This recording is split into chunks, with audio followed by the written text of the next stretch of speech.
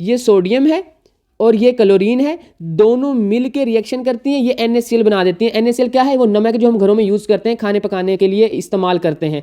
तो बच्चों देखो, ये दो चीज़ वो मिली और ये चीज़ बन गई। इस तरह से केमिस्ट्री वर्क करती है। ये इसका एक केमिकल बॉन्ड बना हुआ है बेसिकली। अब इसके अंदर आयनिक बॉन्ड है या कोवेलेंट बॉन्ड है, ये डिसाइड करेगा फोर्थ वाला चैप्टर हम पढ़ेंगे इंशाल्लाह, और मैं पढ़ाऊंगा।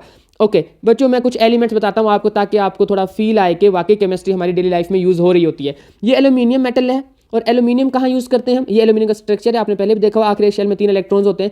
ये बच्चों जो हमारे पास दरवाजे होते हैं, खिड़कियाँ होती हैं ना, उनके फ्रेम बनाने के लिए बल्कि उनमें यूज़ हो रहा होता है, ठीक है।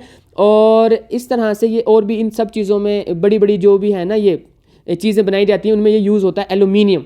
तो आपने डिसाइड करना है, कोई आपको चूना ना लगा दे कि ये वो बोले कि ये एल्यूमिनियम के हैं पर वो आयरन के हों, तो आप कैसे उसको कर पाएंगे वो डिफ्रेंशिएट? बड़ा आसान तरीका है, आप एक मैग्नेट साथ लेके जाएं, अगर तो मैग्नेट चिपक गया समझो आयरन है, क्योंकि आयरन के साथ मैग्नेट चिपकता है। एल्यूमिनियम के साथ मैग्नेट लगाओ, नहीं चिपकेगा, क्योंकि एल्यूमिनियम नॉन मैग्नेटिक होता है। तो बच्चों ये डिफ्रेंशिएट करने का एक तरीका है। ये मैग्नीशियम है जिसकी हम बात कर रहे थे ना, मैग्नीशियम बच्चों ये है, ये भी एक मेटल है और इसके आखिरी शेल में 2 इलेक्ट्रॉन्स होते हैं। ये मेडिसिन वगैरह में काफ़ी यूज़ होता है, हेल्थ से रिलेटेड इसके काफ़ी यूजेस हैं। ये कार्बन है बच्चों, इंटरेस्टिंग बात देखें जी, कार्बन है, ये कोयला पढ़ा हुआ आपने।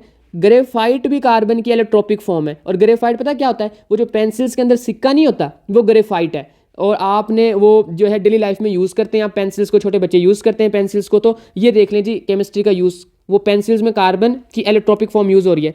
उसके अलावा डायमंड, आप सबको ही पता है, वो भी कार्बन की ही एलोट्रोपिक फॉर्म है।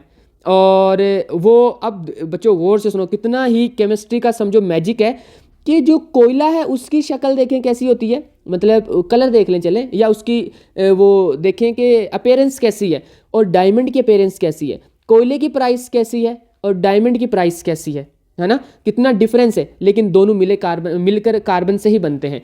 कार्बन की एलोट्रोपिक फॉर्म है ये डायमंड, ठीक है। तो कोयले की कान में ही बेसिकली डायमंड मोस्टली मिलता है, या फिर अगर पहले कहीं वो कोयले की जो है वो ज़्यादा प्रेशर और टेम्परेचर पर रखा जाए, बाद में ये प्रोसेस कैसे बनता है डायमंड?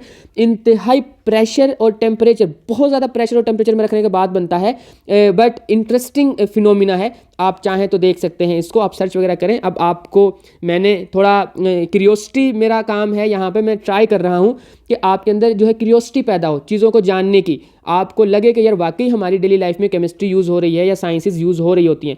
मुझे ये जो है ना, ये फॉस्फोरस है, अभी हमने देखा था इसकी वैलेंसी 3 थी, क्योंकि इसके आखिरी शेल में 5 इलेक्ट्रॉन्स थे। ये वही फॉस्फोरस है और इसकी ये शक्ल है। आपने देखी है ऐसी चीज़ कोई कभी उसमें डेली लाइफ में? जी, ये जो हमारे पास माचिस होती है ना, जिसे हम आग जलाते हैं, उसके ऊपर जिसके ऊपर हम वो उस तीली को रगड़ते हैं, या वो जो उस डब्बी के ऊपर चीज़ लगी होती है, जो केमिकल लगा होता है, वो यही चीज़ है, वो फॉस्फोरस ही होता है बच्चों, याद रखिएगा।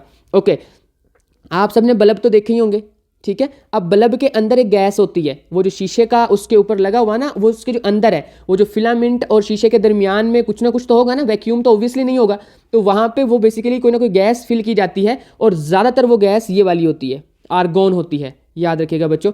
नेक्स्ट, आपने गैसीय गुब्बारों का नाम बहुत सुना है, ऐसे ही है ना, उसमें ज़्यादातर हीलियम गैस पाई जाती है, वरना हाइड्रोजन भी फिल कर सकते हैं, बट मोस्टली हीलियम गैस होती है उसके अंदर, वो बलून्स के। और फिर वो बलून्स उड़ता क्यों है? क्योंकि हीलियम सबसे हल्की गैस होती है। हमारे इस जो हवा है, इसके अंदर नाइट्रोजन है, ऑक्सीजन है सबसे ज़्यादा, वो दोनों हीलियम से बहुत भारी होती हैं। और जो चीज़ हल्की होती है, याद रखिएगा, वो हमेशा पानी की एग्जाम्पल ले लो आप, कम डेंसिटी वाली चीज़ ऊपर जाती है, याद रखिएगा। जैसे हम पानी और जो ऑयल है उनको मिक्स करते हैं, ऑयल ऊपर आ जाता है, क्यों? उसकी डेंसिटी कम है। पानी में बर्फ़ डालते हैं, बर्फ़ ऊपर आ जाती है, क्यों? बर्फ़ ऊपर क्यों तैरती है? उसकी डेंसिटी कम है।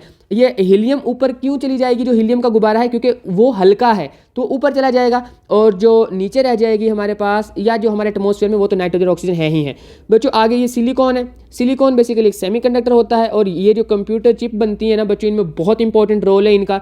अगर ये ना हो तो समझो कि कंप्यूटर से रिलेटेड आधी चीज़ें जो है वो इस तरह वर्क ना कर रही हो जिस तरह आज कर रही हैं। तो जितनी भी एडवांसमेंट है ना कंप्यूटर की फील्ड में, आईटी की फील्ड में, कंप्यूटर चिप बनाने से रिलेटेड जो है वो ये ज़्यादा उसमें सिलिकॉन यूज़ होता है, और इस एक मेटल के नाम पर पूरी सिलिकॉन वैली का नाम दिया गया है। आप इसके बारे में सर्च करें तो आपको पता चलेगा कितनी बड़ा, मतलब ये जो, या कह लें आप कि कितना इंपॉर्टेंट एलिमेंट है ये, ठीक है, सिलिकॉन। नेक्स्ट बच्चों हमारे पास है जी ये आयरन है। ये है जी वो आयरन, जिसकी मैं बात कर रहा था कि ये जो है लोहा, आपको सिंपल सी बात है, आपने घर में पता नहीं कितनी चीज़ें लोहे की रखी हुई हैं, वो इससे बनती हैं। और इसको अगर थोड़ा सा कार्बन के साथ मिक्स किया जाए तो उसके बाद वो स्टील बन जाता है, और आपके पास स्टील की भी बहुत सी चीज़ें होंगी।